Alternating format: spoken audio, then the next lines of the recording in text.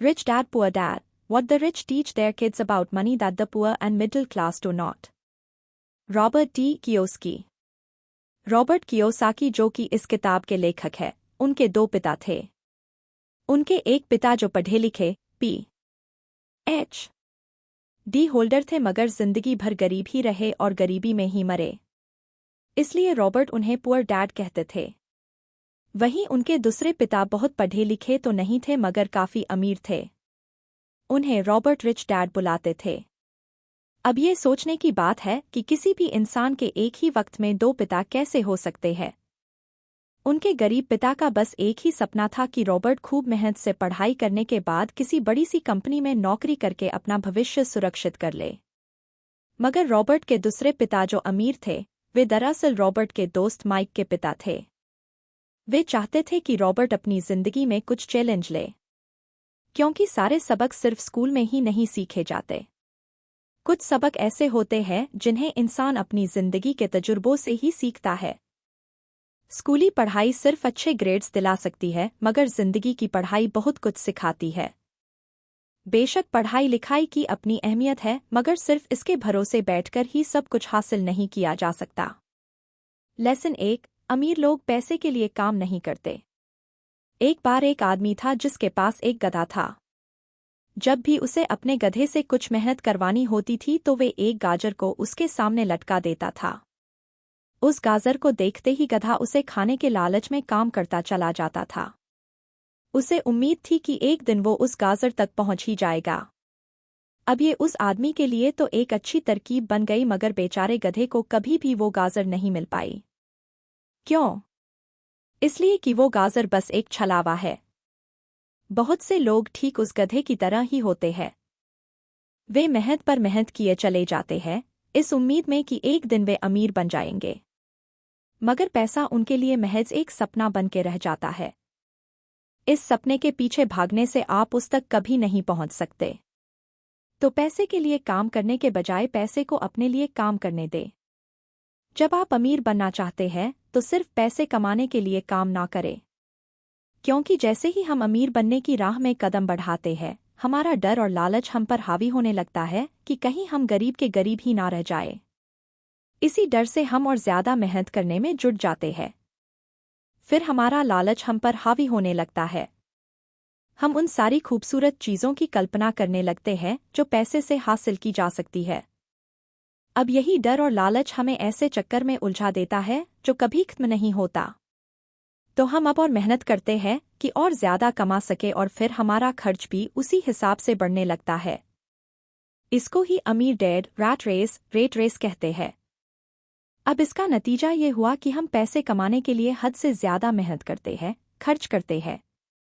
ये एक ट्रैप है और आपको लालच और डर का ये ट्रैप अवॉइड करना है, क्योंकि हम में से अधिकतर लोग जो अमीर होना चाहते हैं इसी ट्रैप का शिकार हो जाते हैं। पैसे के पीछे मत भागिए बल्कि पैसे को अपने पीछे भागने के लिए मजबूर कर दीजिए। आपकी नौकरी लगी है तो काम पर यह सोचकर मत जाइए कि हर महीने आपको एक पेचेक लेना है, क्योंकि वो पेचेक आपके सारे बिल्स मुश्किल से ही भर पाता है। ये हर महीने की कहानी बन जाती है। फिर तंग आकर आप कोई दूसरी नौकरी ढूंढकर और ज्यादा मेहनत करने लगते हैं, लेकिन तब भी आप पैसे के लिए ही काम कर रहे होते हैं। और यही वजह है कि आप कभी अमीर नहीं बन पाते। सच का सामना कीजिए। आप खुद के लिए जवाबदेह है, दूसरों के लिए नहीं। तो आपके जो भी सवाल है खुद से पूछिए, क्योंकि उनका जवाब सिर्फ आपके ही पास है। क्या आप सिर्फ इसलिए काम कर रहे हैं कि आपकी जिंदगी में सिक्योरिटी रहे, एक ऐसी नौकरी जहां से आपको निकाले जाने का कोई डर न हो? या फिर आप सिर्फ 2 पैसे कमाने के लिए काम करते हैं और आपको लगता है कि एक दिन आप इस तरह अमीर हो जाएंगे? क्या बस यही आपको सेटिस्फाई करने के लिए काफी है? अगर आपका जवाब हाँ है तो मुझे आपकी सोच पर अफसोस है, क्योंकि आपने जो अमीर बनने का सपना देखा है वो कभी पूरा नहीं होने वाला। आप हमेशा गरीबी में ही जिएंगे। लेकिन अगर आपका जवाब ना है तो आपका पहला कदम ये होगा कि सबसे पहले आप अपने मन से डर हटा दीजिए, क्योंकि ज्यादा पैसा ना कमा पाने का डर और लालच ही आपको बगैर सोचे समझे काम करने के लिए मजबूर करता है। और हमारा यही कदम हमें नाकामयाबी की तरफ धकेलता है। बेशक हम सबके अंदर डर और चाहत की भावना होती है, लेकिन उन्हें खुद पर इतना हावी ना होने दे कि हम उनके बस में होकर उल्टे सीधे फैसले लेने लग जाए। बेहतर होगा कि हम जो भी करें पहले उसके बारे में खूब सोच ले। हमेशा दिल से नहीं बल्कि दिमाग से काम ले। हर सुबह अपने आप से पूछिए, क्या आप उतना कर पा रहे हैं जितना कि आपको करना चाहिए? क्या आप अपनी पोटेंशियल का पूरा इस्तेमाल कर पा रहे हैं? आम लोगों की तरह सोचना छोड़ दीजिए जो काम सिर्फ और सिर्फ पैसे के लिए करते हैं। ये सोचना छोड़ दीजिए कि मेरा बॉस कम पैसा देता है, मुझे ज्यादा मिलना चाहिए, मैं इससे ज्यादा कमा सकता हूँ। याद रखिए, आपकी परेशानियों के लिए सिर्फ आप जिम्मेदार हैं, कोई और नहीं। बॉस आपकी सैलरी नहीं बढ़ाता तो उसे इल्जाम मत दीजिए, टैक्स को इल्जाम मत दीजिए। जब आप खुद की समस्याओं की जिम्मेदारी लेते हैं, तब सिर्फ आप ही उसका हल निकाल सकते हैं। यही वो पहला सबक है जो अमीर डैड ने रॉबर्ट को सिखाया। इस सबक का एक पार्ट ये भी था कि अमीर डैड ने उन्हें एक कन्वीनियंस स्टोर में काम पर लगा दिया।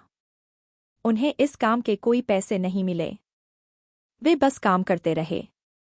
इसका फायदा ये हुआ कि वे अपने दिल से काम में लगे रहे और इस दौरान कई नए आइडिया उनके दिमाग में आते रहे।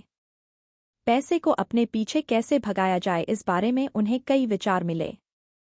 उन्होंने देखा कि उस स्टोर की क्लर्क कॉमिक्स बुक के फ्रंट पेज को 2 हिस्सों में फाड़ देती थी। आधा हिस्सा वो रख लेती और आधा हिस्सा फेंक देती थी। देर शाम स्टोर में एक डिस्ट्रीब्यूटर आया करता था। वो कॉमिक्स बुक के ऊपरी आधे हिस्से को क्रेडिट के लिए लेता और बदले में नई कॉमिक्स बुक्स दे जाया करता। एक दिन उन्होंने उस डिस्ट्रीब्यूटर से पूछा कि क्या वो पुरानी कॉमिक्स बुक्स ले सकते हैं। वो इस शर्त पर मान गया कि वे उन कॉमिक्स को बेचेंगे नहीं। ये उनके दिमाग में बिजनेस का एक नया आइडिया था। उन्होंने वे पुरानी कॉमिक बुक्स अपने दोस्तों और बाकी बच्चों को पढ़ने के लिए किराए पर देनी शुरू कर दी। बदले में वे हर किताब का 10 सेंट किराया वसूल करते थे। हर किताब सिर्फ 2 घंटे के हिसाब से पढ़ने के लिए दी जाती थी, तो असल मायनों में वे उन्हें बेच नहीं रहे थे। उन्हें उस गैराज पर काम भी नहीं करना पड़ा जहां से वे कॉमिक्स किराए पर देते थे। उन्होंने माइक की बहन को काम पर रखा जिसके लिए उसे हर हफ्ते $1 दिया जाता। एक ही हफ्ते में उन्होंने $915 कमाए। इस तरह उन्होंने सीखा कि पैसे को खुद के लिए काम करने दो, ना कि आप पैसे के लिए काम करो। सबक 2, फाइनेंशियल लिटरेसी क्यों सिखाई जाए। 1923 में एजवाटर बीच होटल, शिकागो में एक मीटिंग हुई। दुनिया के बहुत से लीडर और बेहद अमीर बिजनेसमैन इस मीटिंग का हिस्सा बने। इनमें से थे एक बहुत बड़ी स्टील कंपनी के मालिक चार्ल्स शवाब और समुअल इंसुल, उस वक्त की लार्जेस्ट यूटिलिटी प्रेसिडेंट, और बाकी कई और बड़े बिजनेसमैन। इस मीटिंग के 25 साल बाद इनमें से कई लोग गरीबी में मरे, कुछ ने खुदकुशी कर ली थी और कईयों ने तो अपना दिमागी संतुलन खो दिया था। असल बात तो ये है कि लोग पैसे कमाने में इतने मशगूल हो जाते हैं कि वो ये खास बात सीखना भूल जाते हैं कि पैसे को रखा कैसे जाए। आप चाहे जितना मर्जी पैसा कमा ले, उसे बनाए रखना असली बात है। और अगर ये हुनर आपने सीख लिया तो आप किसी भी आड़े टेढ़े हालात का सामना आसानी से कर लेंगे। लॉटरी में मिलियन जीतने वाले लोग कुछ सालों तक तो मज़े से जीते हैं, मगर फिर वापस उसी पुरानी हालत में पहुंच जाते हैं। अधिकतर लोगों के सवाल होते हैं कि अमीर कैसे बने, या अमीर बनने के लिए क्या करें। इन सवालों के जवाब से अधिकतर लोगों को निराशा ही होती है। मगर इसका सही जवाब होगा कि पहले आप फाइनेंशियली लिटरेट बनना सीखें। देखिए, अगर आपको एम्पायर स्टेट बिल्डिंग खड़ी करनी है तो सबसे पहले आपको एक गहरा गड्ढा खोदना पड़ेगा, फिर उसके लिए एक मजबूत नींव रखनी पड़ेगी। लेकिन अगर आपको एक छोटा सा घर बनाना हो तो एक 6 इंची कंक्रीट स्लैब डालकर भी आपका काम चल जाएगा। मगर अफसोस तो इसी बात का है कि हम में से ज्यादातर लोग 6 इंची स्लैब पर एक एम्पायर स्टेट बिल्डिंग खड़ी करना चाहते हैं। और वे ऐसा करते भी है तो जाहिर है कि बिल्डिंग टूटेगी ही टूटेगी। गरीब डैड रॉबर्ट से बस यही चाहते थे कि वे खूब पढ़ाई करें, लेकिन अमीर डैड उसे फाइनेंशियली लिटरेट बनना चाहते थे। ज्यादातर स्कूल सिस्टम बस घर बनाना सिखाते हैं, मजबूत फाउंडेशन नहीं। स्कूली शिक्षा और पढ़ाई की अपनी अहमियत है, मगर असल जिंदगी में ये ही सब कुछ नहीं है। लायबिलिटीज और एसेट्स के बीच फर्क समझे और एसेट्स खरीदे। सुनने में बड़ी आसान बात लगती है, लेकिन यही एक रूल है जो आपको अमीर बनाने में मदद करेगा। अक्सर गरीब और मिडिल क्लास लोग लायबिलिटीज को एसेट समझ लेते हैं, मगर अमीर जानता है कि असल में एसेट्स होते क्या है और वो वही खरीदता है। अमीर डेड किस प्रिंसिपल में यकीन रखते हैं, जिसका मतलब है कीप इट सिंपल स्टूपिड। उन्होंने लेखक और उसके दोस्त माइक को यही सिंपल बात सिखाई, जिसकी बदौलत वे इतनी मजबूत फाउंडेशन रखने में कामयाब रहे। इस सीख की यही सिंपल बात है कि लायबिलिटीज और एसेट्स के बीच फर्क समझे और एसेट्स खरीदे। लेकिन अगर ये इतना ही सिंपल है तो हर आदमी अमीर होता है ना? मगर यहाँ मामला उल्टा है। ये दरअसल इतना सिंपल है कि हर कोई इस बारे में सोचता तक नहीं है। लोगों को लगता है कि उन्हें लायबिलिटीज और एसेट्स के बीच फर्क पता है, मगर उन्हें सिर्फ लिटरेसी के बारे में मालूम है, फाइनेंशियल लिटरेसी के बारे में नहीं।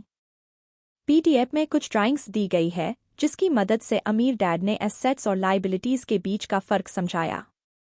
एसेट्स का कैश फ्लो पैटर्न कुछ इस तरह होता है। Income statement, balance sheet.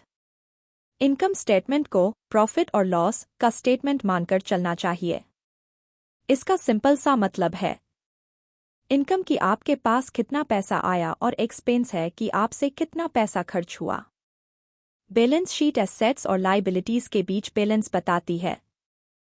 बहुत से पढ़े लिखे अकाउंटेंट्स को भी ये पता नहीं होता कि आखिर बैलेंस शीट और इनकम स्टेटमेंट कैसे एक दूसरे से जुड़े हैं।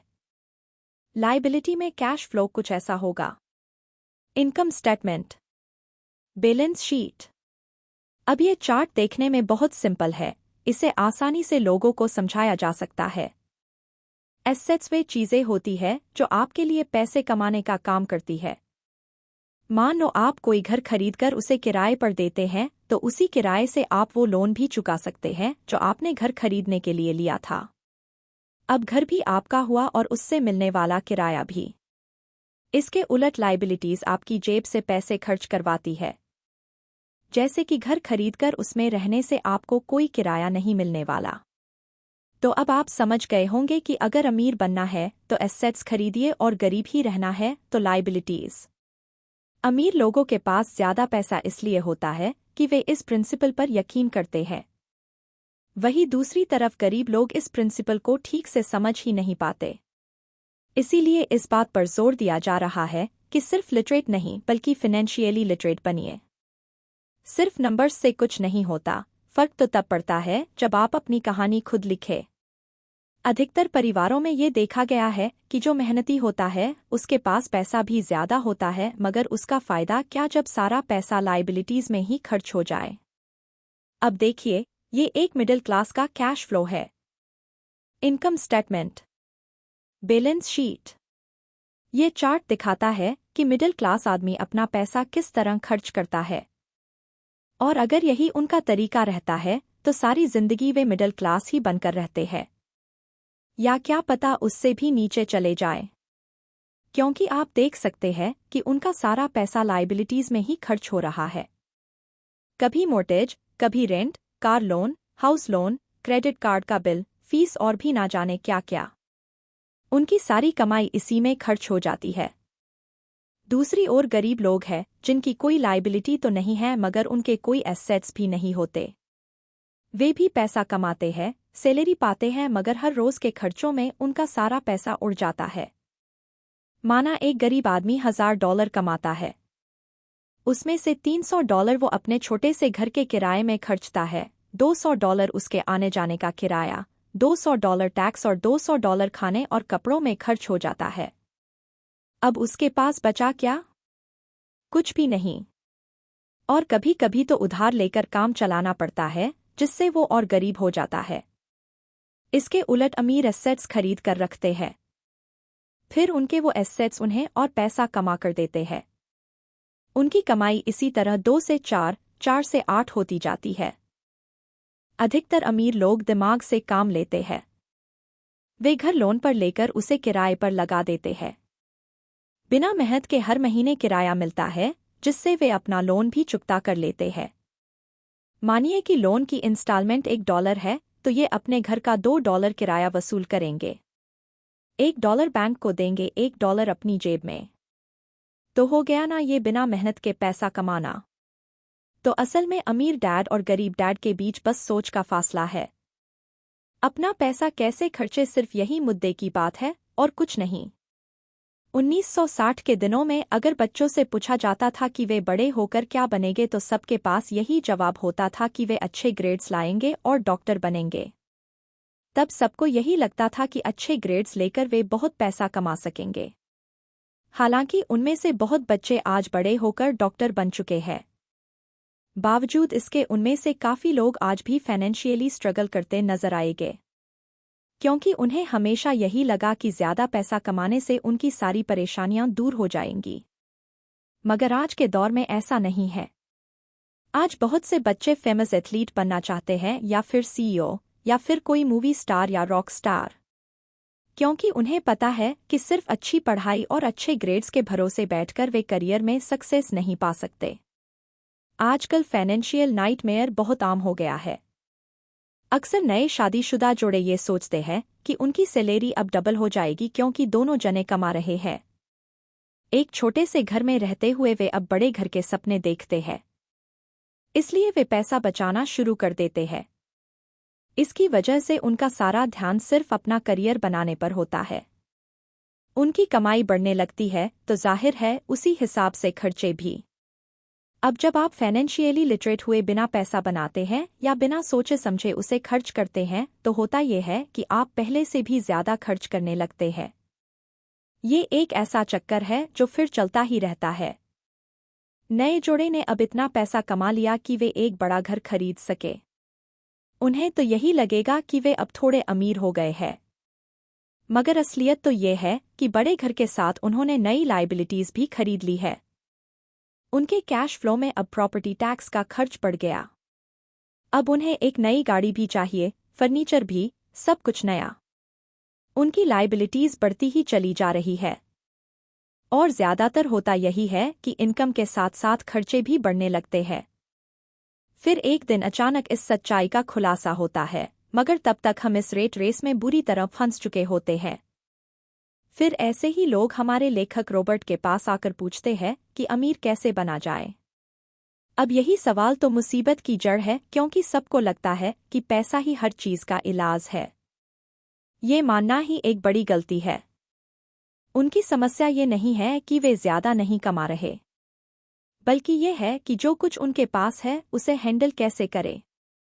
एक कहावत है जो यहाँ पर लागू होती है, जब तुम खुद को एक गहरे गड्ढे में पाओ तो और खोदना छोड़ दो। क्यों ज्यादातर लोग पब्लिक स्पीकिंग से घबराते हैं? मनोचिकित्सकों का मानना है कि लोग इसलिए घबराते हैं क्योंकि उन्हें रिजेक्शन का डर होता है और उसे अलग होने का भय होता है। लोग हमारे बारे में क्या सोचेंगे या हम पर कहीं हंस ना दे, यही सोचकर अधिकांश लोग पब्लिक स्पीकिंग से दूर भागते हैं।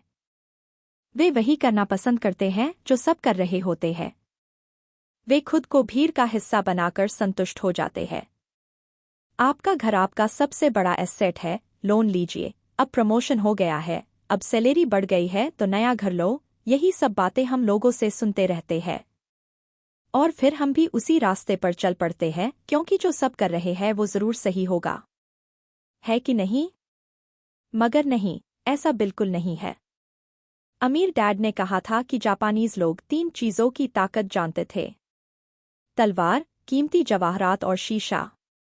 तलवार बाजुओं की ताकत का प्रतीक है, कीमती जवाहरात पैसे की ताकत का और शीशा खुद के अंदर छुपी हुई ताकत को दिखाता है।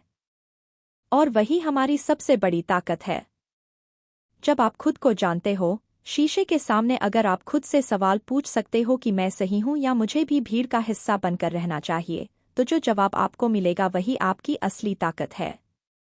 गरीब और मिडिल क्लास खुद को पैसे का गुलाम बनने देते हैं, इसीलिए वो कभी अमीर नहीं बन पाते। 16 साल के रॉबर्ट और माइक अमीर डैड के साथ हर उस मीटिंग में जाया करते थे जो वे अपने अकाउंटेंट, मैनेजर्स, इन्वेस्टर और एम्प्लॉइयों के साथ रखा करते। यहाँ एक ऐसे अमीर डैड देखने को मिलते हैं जो पढ़े लिखे नहीं हैं, जिन्होंने 13 साल में ही स्कूल छोड़ दिया था, मगर आज वो मीटिंग्स रखते हैं, अपने नीचे काम करने वाले पढ़े लिखे लोगों को ऑर्डर देते हैं, उन्हें बिजनेस के टिप्स समझाते हैं। एक ऐसा इंसान जो भीड़ का हिस्सा नहीं बना, जिसने रिस्क लिया और जिसने लोगों की परवाह नहीं की, जिससे ये डर नहीं था कि लोग उसके बारे में क्या सोचेंगे। इन मीटिंग्स का नतीजा ये हुआ कि लेखक और उनका दोस्त दोनों ही स्कूली पढ़ाई में मन नहीं लगा पाए। जब भी उनकी टीचर कोई काम देती थी, उन्हें रूल्स के हिसाब से करना होता था। उन्हें एहसास हुआ कि स्कूली पढ़ाई किस तरह से बच्चों की प्रतिभा को निखरने नहीं देती। उनकी क्रिएटिविटी को मारकर उन्हें एक सांचे में ढालकर इस समाज का एक मशीनी हिस्सा भर बना देती है। और उन्हें टीचर की इस बात से भी इनकार था कि अच्छे ग्रेड्स लाकर ही सक्सेसफुल और अमीर बना जा सकता है। एक दिन रॉबर्ट की अपने गरीब डैड से बहस हो गई। उनके पिता का मानना था कि उनका घर उनके लिए सबसे बेस्ट इन्वेस्टमेंट है, मगर वो एक रेट रेस में भाग रहे थे। उनकी इनकम और खर्चे बराबर ही थे। उन्हें पूरा करने के लिए उनके पास एक पल की भी फुर्सत नहीं थी। यही बात रॉबर्ट उन्हें समझाना चाह रहे थे कि उनके पिता के लिए वो घर एसेट नहीं लायबिलिटी है।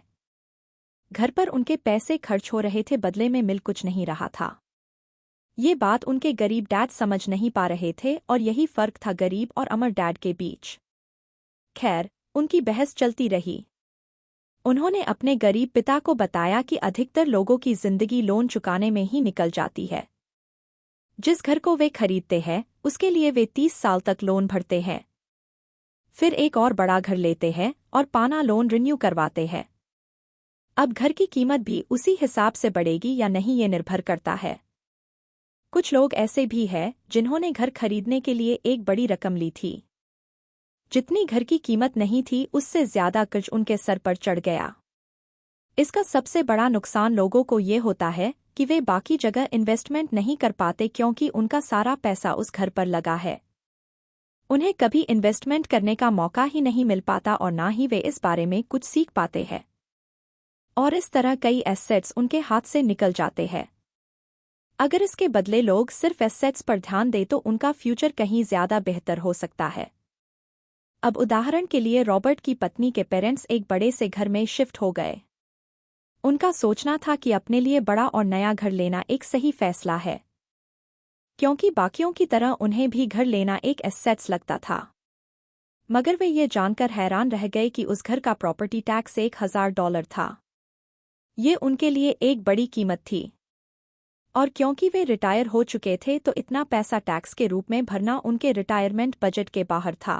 बेशक हम ये नहीं कह रहे कि आप एक नया घर ना लें, बल्कि हम समझाना चाहते हैं कि जितने पैसे से आप एक बड़ा घर लेंगे, उतने पैसे आप किसी एसेट में इन्वेस्ट करें तो बेहतर होगा।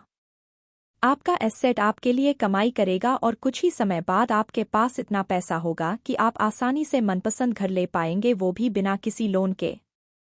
अमीर और ज्यादा अमीर क्यों होते रहते हैं, वहीं मिडिल क्लास आगे क्यों नहीं बढ़ पाते? इसके पीछे भी एक वजह है। कारण सीधा है, अमीर एसेट खरीदते हैं जो उनका पैसा दुगना करता रहता है। उस पैसे से उनके सारे खर्चे मजे में निपट जाते हैं। और मिडिल क्लास क्या करते हैं?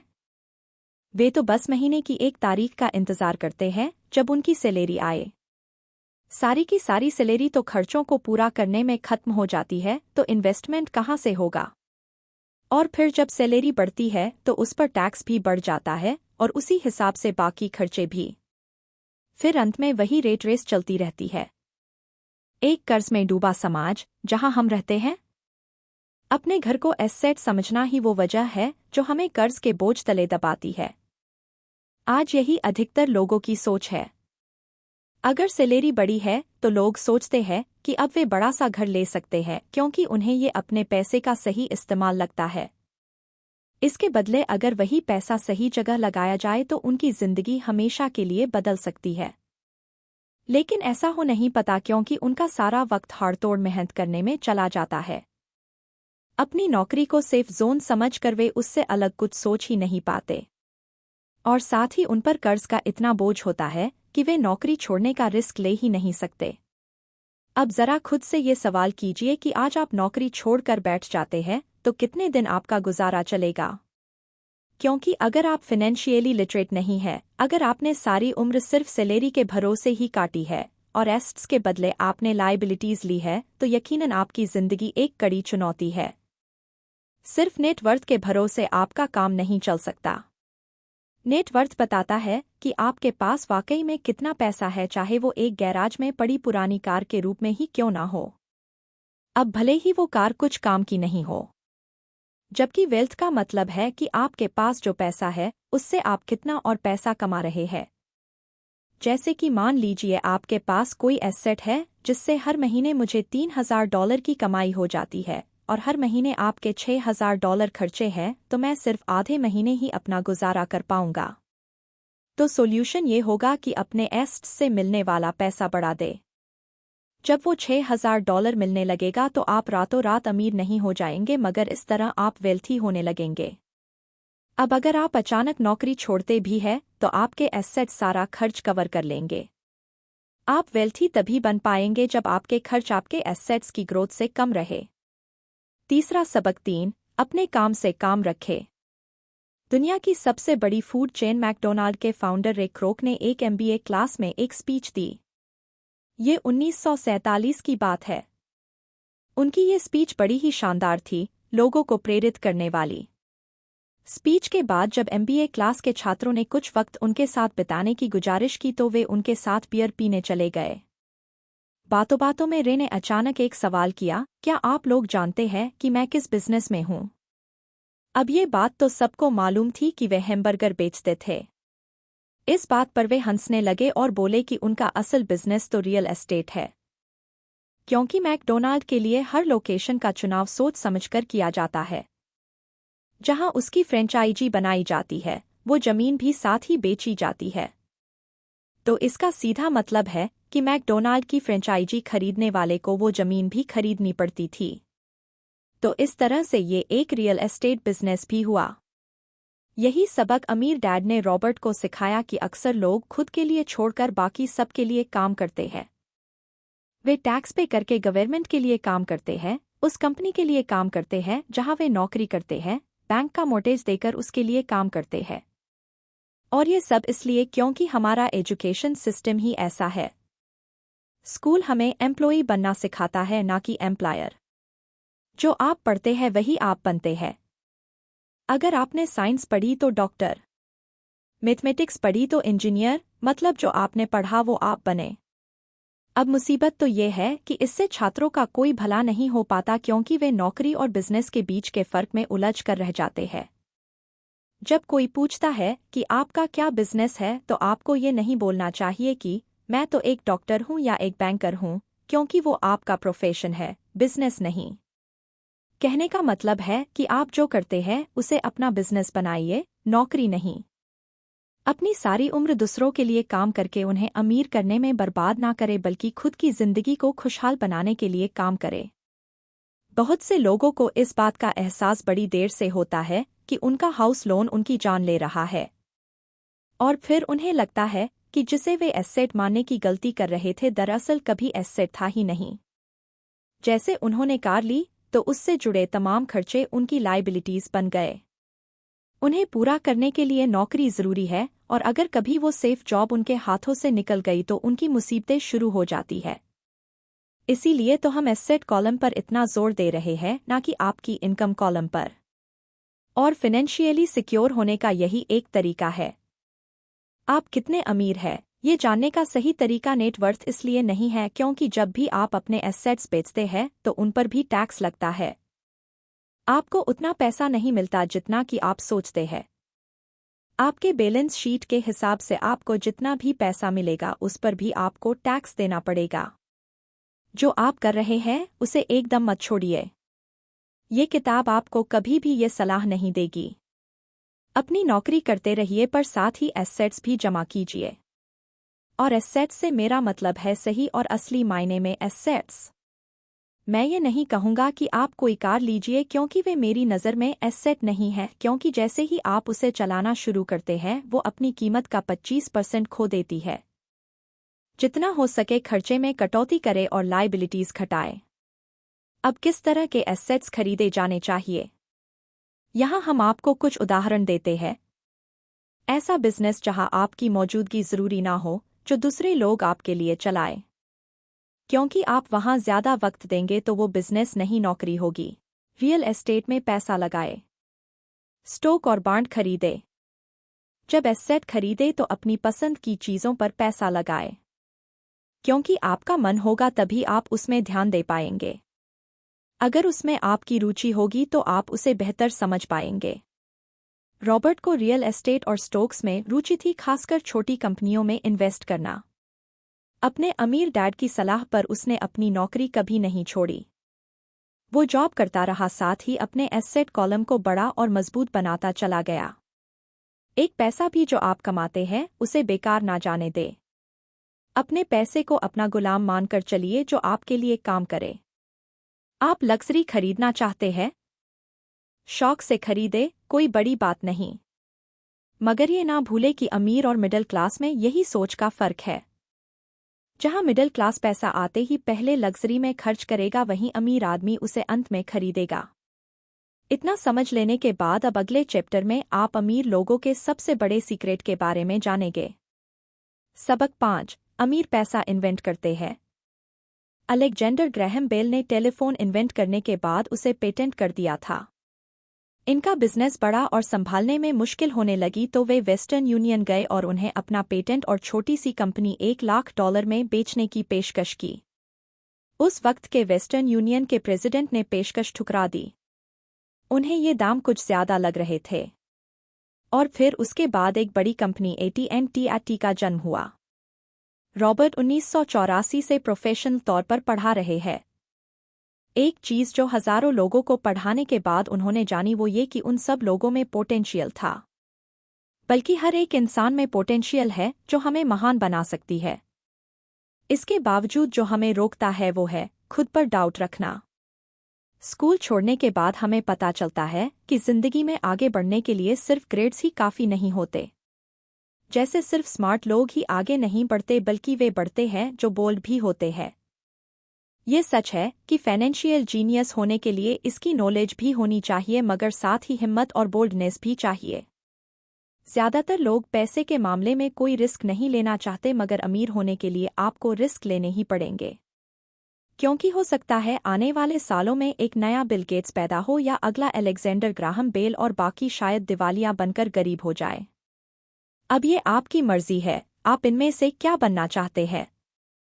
अगर आप अपना फाइनेंशियल IQ बढ़ाते हैं तो बहुत कुछ हासिल कर सकते हैं। और अगर नहीं तो आने वाले साल और भी डरावने हो सकते हैं, क्योंकि हर पुराना जाता है तो नया आता है। तो जो आज है वही सबसे खुशहाल वक्त है। आज के दौर में लोग ज्यादा फाइनेंशियली स्ट्रगल कर रहे हैं क्योंकि उनकी सोच अभी भी पुरानी है। फिर वे अपनी गलती ना मानकर या तो अपने बॉस को इल्जाम देंगे या नई टेक्नोलॉजी को। जो कभी कल के दौर में एसेट था वही आज लायबिलिटी बन चुका है। तो आपको अपडेट रहने की जरूरत है। रॉबर्ट ने एक गेम डिजाइन किया है जिसे वे कैश फ्लो कहते हैं। ये लोगों को सिखाता है कि पैसा कैसे काम करता है, अमीर बनने की राह क्या है और रेट रेस से बाहर कैसे निकले। ये सारी चीजें इस गेम से समझाने की कोशिश की गई। एक दिन एक औरत आई। गेम खेलने के दौरान उसने एक बोट कार्ड जीता, जिसका मतलब था कि उसने उस गेम में एक बोट जीती। वो औरत बड़ी खुश हुई, मगर जब उसे पता चला कि बोट लेने के लिए उसे एक बड़ी रकम टैक्स भरनी होगी तो उसकी खुशी गायब हो गई। वो बोट उसके लिए अब एसेट नहीं बल्कि लायबिलिटी बन गई। उसे अब पता चला कि ऐसे तो ये बोट उसकी जान ही ले लेगी। उसे ये आइडिया समझ नहीं आया और रिफंड की मांग की। उसे उसके पैसे वापस मिल गए और वो चली गई। मगर बाद में उसने फोन करके बताया कि उसे अब गेम का आइडिया कुछ समझ आने लगा था। वो उस गेम से अपनी लाइफ को जोड़कर देख पा रही थी। पैसा कैसे काम करता है, इस बात को समझ ना पाने की वजह से उसका गुस्सा जायज था। हम भी अक्सर यही करते हैं। जो बात हमारी समझ से परे होती है उस पर हमें गुस्सा आता है और हम जिंदगी की हर परेशानी के लिए उसे ब्लेम करना शुरू कर देते हैं। मगर अगर ठंडे दिमाग से सोचे तो ये तरीका एकदम गलत होगा। बेहतर होगा कि हम उन्हें समझने की कोशिश करें तो गेम ऑफ लाइफ जीत सकते हैं। बहुत से लोग कैश फ्लो गेम में खूब पैसा जीतते हैं, फिर उन्हें समझ नहीं आता कि उस पैसे का क्या करे तो वे हारने लगते हैं। इसकी वजह है उनकी पुरानी सोच जो आगे नहीं बढ़ने देती। और फिर वे बाद में सारा पैसा ही हार बैठते हैं। कुछ लोग कहते हैं कि वे हार गए क्योंकि उनके पास सही पत्ते नहीं थे। बहुत से लोग इसी तरह जिंदगी में सही मौकों की तलाश में बैठे रहते हैं। कुछ लोगों तो सही मौका मिलता भी है तो उसका फायदा नहीं उठा पाते क्योंकि वे कहेंगे कि उनके पास पैसा ही नहीं था। अब कुछ ऐसे भी होते हैं जिन्हें पैसा और मौका दोनों मिले फिर भी वे कुछ हासिल नहीं कर पाए क्योंकि दरअसल वे समझ ही नहीं पाए कि ये एक अपॉर्चुनिटी है। फाइनेंशियल इंटेलिजेंस का मतलब है कि आप पैसे को लेकर कितने क्रिएटिव हो सकते हैं। अगर आपको मौका मिलता है तो बगैर पैसे के आप क्या करेंगे, और अगर पैसा है मगर मौका नहीं तो उस सूरत में आप क्या करेंगे। ये सब आपकी फाइनेंशियल इंटेलिजेंस पर निर्भर करता है। ज्यादातर लोग इस बात का एक ही सॉल्यूशन जानते हैं कि खूब मेहनत करके खूब पैसा कमाया जाए, लेकिन आपको सीखना है कि अपने लिए मौका कैसे पैदा किया जाए, ना कि उसके इंतजार में बैठे रहे। सबसे खास बात अमीरों की जो है वे ये कि उन्हें पता है पैसा असल चीज नहीं है, असल चीज है इसका सही मतलब जानना। ये जान लेना कि जो हमें चाहिए वो हम इससे बना सकते हैं। हमारा दिमाग हमारे लिए सबसे बड़ा एसेट होता है। यही हमें सुपर रिच बना सकता है या सुपर पुअर, निर्भर करता है कि हम कैसे इसका इस्तेमाल करें। जो लोग सफल हैं उनके साथ कदम मिलाकर चलना है तो आपको ये सीखना पड़ेगा कि पैसा बढ़ाने करने की चाहत खुद में कैसे पैदा करें। आपको अपने सबसे बड़े एसेट यानी आपके दिमाग को इन्वेस्ट करने की जरूरत है। आपको फाइनेंशियली इंटेलिजेंट होना पड़ेगा। आइए इसका एक उदाहरण समझें। 1990 के दशक में एरिज़ोना और फोनिक्स के आर्थिक हालात बुरे चल रहे थे। वहां के लोगों को हर महीने $100 बचाने की सलाह दी जा रही थी। बुरे वक्त के लिए पैसा बचाने का विचार कुछ हद तक सही भी है, मगर उस पैसे का क्या फायदा जो आप जमा करते जाते हैं। इससे तो अच्छा है उसका कुछ हिस्सा इन्वेस्ट किया जाए जो आगे चलकर आपको फायदा दे। खैर, बात करते हैं एरिज़ोना और फोनिक्स के लोगों की जो आर्थिक तंगी झेल रहे थे।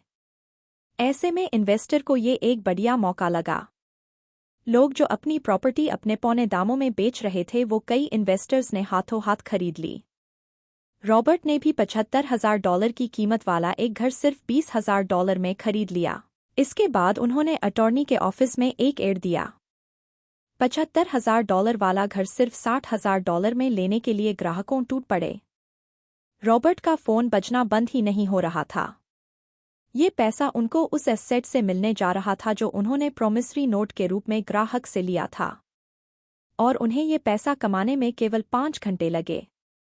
उन्होंने जो $40,000 इन्वेंट किए वो उनके कॉलम ऑफ एसेट में क्रिएट हुए थे, और बगैर टैक्स के उन्होंने अचानक ही मिले एक मौके का फायदा उठाकर ये पैसे क्रिएट अपने इनकम कॉलम में ऐड कर लिए। कुछ सालों बाद ही उनके इस बिजनेस ने इतना पैसा क्रिएट किया कि उनकी कंपनी की कार, गैस, इंश्योरेंस, क्लाइंट्स के साथ डिनर, ट्रिप और बाकी चीजें सब कवर हो गई। जब तक गवर्नमेंट उन खर्चों पर टैक्स लगाती, इनमें से ज्यादातर चीजें प्री टैक्स एक्सपेंसेस में खर्च हो चुकी थी। कुछ सालों बाद ही जो घर $60,000 में बिका था अब वो $110,000 का था। अभी भी उनके पास कुछ मौके थे मगर वे इतने कम थे कि उनके लिए रॉबर्ट को एक वैल्यूएबल एसेट लगाना पड़ता और अपना वक्त भी। तो वे आगे बढ़ गए। उन्हें अब नए मौकों की तलाश करनी थी। अब आप एक सवाल खुद से कीजिए। मेहनत करना भी बहुत मेहनत का काम है। 50% टैक्स भरिए और बाकी बचाइए। अब वो सेविंग्स आपको 5% इंटरेस्ट देंगी और फिर उस पर भी आप और टैक्स भरे।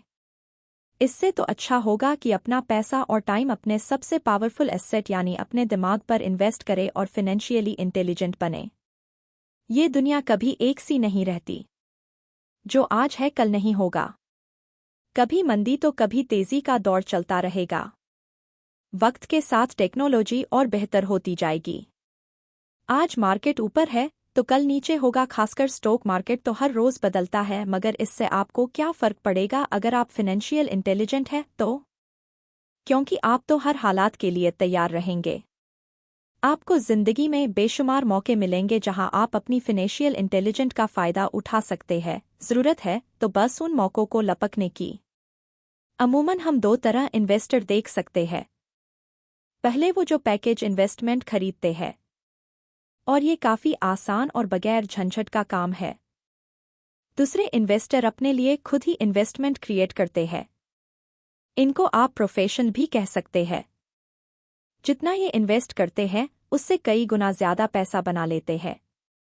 अब अगर आप इस तरह के इन्वेस्टर बनना चाहते हैं तो आपको खास तौर पर इन 3 स्किल्स को समझने की ज़रूरत है। एक ऐसी अपॉर्चुनिटी ढूंढिए जो बाकी न ढूंढ सके हुआ। याद रहे आपकी दिमाग वो देख सकता है जो बाकियों की आंखें भी न देख पाए। 2. पैसा बढ़ाइए। जब पैसे की ज़रूरत पड़े मिडिल क्लास केवल बैंक जाता हम मगर दूसरे टाइप के इन्वेस्टर पैसा बढ़ाकर कैपिटल रेज करते हैं। उन्हें हमेशा बैंक की ज़रूरत नहीं पड़ती। 3. स्मार्ट लोगों को ऑर्गेनाइज कीजिए। इंटेलिजेंट लोग वे होते हैं जो अपने से ज़्यादा स्मार्ट लोगों के साथ मिलकर काम करते हैं, इसलिए इन्वेस्ट करने से पहले अपने इन्वेस्टमेंट एडवाइज़र को चुनें। मुझे मालूम है कि ये सब आपके लिए कुछ ज़्यादा है मगर इसके रिवार्ड्स शानदार है। जिंदगी में रिस्क बहुत है लेकिन उन्हें हैंडल करना सीख कर ही आप अमीर बन पाएंगे। सबक 6. सीखने के लिए काम करें, पैसे के लिए नहीं। एक बार एक जर्नलिस्ट ने रॉबर्ट का इंटरव्यू लिया था। रॉबर्ट उसके आर्टिकल पहले भी पढ़ चुके थे और उस जर्नलिस्ट के लिखने की स्टाइल से बेहद प्रभावित थे। इंटरव्यू जब पूरा हुआ तो उस जर्नलिस्ट ने रॉबर्ट को बताया कि वो एक मशहूर लेखिका बनकर उनकी ही तरह एक दिन फेमस होना चाहती है। रॉबर्ट ने उससे पूछा, तो ऐसा क्या है जो उन्हें मशहूर होने से रोक रहा है? इस सवाल के जवाब में उस जर्नलिस्ट ने कहा, उनकी जॉब आगे नहीं बढ़ पा रही। इस पर रॉबर्ट ने सुझाव दिया कि उस जर्नलिस्ट को कोई सेल्स क्लास ज्वाइन कर लेनी चाहिए। जर्नलिस्ट ने बताया कि उनकी एक दोस्त उन्हें पहले ही ये ऑफर दे चुकी है मगर उन्हें ये छोटा काम लगता है। वे ये भूल गई थी कि रॉबर्ट खुद कभी सेल्स स्कूल जा चुके थे। इस बात का पॉइंट ये है कि अगर आपके पास कोई टैलेंट है जिसके दम पर आप कुछ पैसा कमाना चाहते हैं तो आपका टैलेंट काफ़ी नहीं होगा, क्योंकि उस टैलेंट को कैसे भुनाया जाए जब तक आप ये बात नहीं जानते आपका टैलेंट यूं ही बेकार है। जब तक आप उसे लोगों के सामने पेश करने का हुनर नहीं सीख जाते आप कुछ नहीं कमा सकते। तो बेचने की कला सीखने में कोई शर्म की बात नहीं है। किसी भी सेल्समैन को इसके लिए शर्मिंदा नहीं होना चाहिए। एक जो सबसे बड़ा फर्क अमीर डैड और गरीब डैड के बीच था वो ये कि गरीब डैड हमेशा नौकरी की चिंता करते थे कि जॉब हमेशा सिक्योर रहे, क्योंकि एक सेफ जॉब ही उनके लिए सब कुछ थी। जबकि अमीर डैड हमेशा सिर्फ और सिर्फ कुछ सीखने पर जोर देते थे। अमीर बनने के लिए आपको बहुत कुछ सीखना पड़ेगा। इसके अलग पहलू को देखें तो स्कूल हमें रिवार्ड करते हैं किसी एक ही खास चीज़ में महारत के लिए। इसका एक उदाहरण देखिए। जब डॉक्टर मास्टर की डिग्री लेते हैं उसके बाद किसी एक स्पेशल फील्ड में डॉक्टरेट करते हैं जैसे कि पीडियाट्रिक या कुछ और, मतलब एक छोटे से विषय पर उन्हें बहुत पढ़ना पड़ता है उस फील्ड में महारत के लिए, और यही उनका रिवार्ड होता है। ऐसे ही बहुत कुछ जानने के लिए जो थोड़ा बहुत आप सीखते हैं वो नॉलेज तभी आएगी जब आप अलग अलग कंपनियों के लिए काम करेंगे, दुनिया की अलग अलग चीज़ों को जानेंगे, चीज़ें कैसे काम करती है ये सभी बातें अनुभव करेंगे, तभी आपकी नॉलेज बढ़ेगी। शायद यही वजह थी कि अमीर डैड छोटे रॉबर्ट और माइक को अपने साथ लेकर जाते थे जब वे अपने डॉक्टर, अकाउंटेंट्स, लॉयर या किसी प्रोफेशन से मिलने जाते। जब रॉबर्ट ने मेरिन कॉर्म्स ज्वाइन करने के लिए अपनी हाई पेइंग जॉब छोड़ी तो उसके गरीब मगर पढ़े लिखे पिता समझ नहीं पा रहे थे कि आखिर रॉबर्ट ने ऐसी शानदार नौकरी क्यों छोड़ी। वे एक तरह से इस फैसले से सख्त निराश हुए। रॉबर्ट ने उन्हें समझाने की हर मुमकिन कोशिश की कि उनका ऐसा करना क्यों ज़रूरी था मगर उन्हें ये बात हजम नहीं हो रही थी। रॉबर्ट ने उन्हें कहा कि वे सीखना चाहते हैं कि खुले आसमान में कैसे उड़े। उन्हें जानना था कि वर्कर्स की टीम को कैसे हैंडल किया जाए, किसी भी कंपनी को अपने बलबूते पर चलाना कितना मुश्किल काम है। रॉबर्ट ये सब सीखना चाहते थे। वियतनाम से लौटने के बाद रॉबर्ट ने अपनी जॉब से रिजाइन कर दिया और ज़ेरोक्स कोर्स को ज्वाइन कर लिया। उन्हें ये नौकरी किसी फ़ायदे के लिए नहीं चाहिए थी। वो इतने शर्मीले थे कि किसी को कुछ भी बेचने के ख्याल से ही उन्हें पसीना आ जाता। अपनी इसी कमी को दूर करने के लिए उन्होंने ज़ेरोक्स के सेल्स ट्रेनिंग प्रोग्राम की शिक्षा ली। इसके बाद रॉबर्ट ने खुद अपनी कंपनी की शुरुआत की और अपना पहला शिपमेंट भेजा। वे अगर इसमें नाकामयाब रहते तो पक्का दिवालिया हो जाते। लेकिन उन्होंने ये रिस्क लिया और अपने अमीर डैड की सीख को याद रखा कि बेशक आप 30 की उम्र से पहले दिवालिया होने का रिस्क ले सकते हो, क्योंकि इस उम्र में आपको रिकवर होने का मौका भी मिल जाता है। ज्यादातर एम्प्लॉई अपने वर्कर्स को इतना तो पे करते हैं कि वे काम छोड़कर ना जाए, और ज्यादातर वर्कर भी जी फाड़ कर इसलिए मेहनत करते हैं कि वे काम से निकाले ना जाए। इसलिए तो उन्हें सिर्फ अपनी सैलरी और कंपनी से मिलने वाले फायदों से ही मतलब होता है। इस सोच के साथ उनके कुछ साल तो बढ़िया गुजरते हैं, मगर ये लंबे समय तक काम नहीं करता। तो क्यों ना आप वो सब कुछ अभी सीखें जो आप सीखना चाहते हैं, इससे पहले कि आप कोई एक खास प्रोफेशन अपने लिए चुनें, क्योंकि अगर एक बार आपने अपना प्रोफेशन चुन लिया तो आप हमेशा के लिए उसी से बंद कर रह जाएंगे।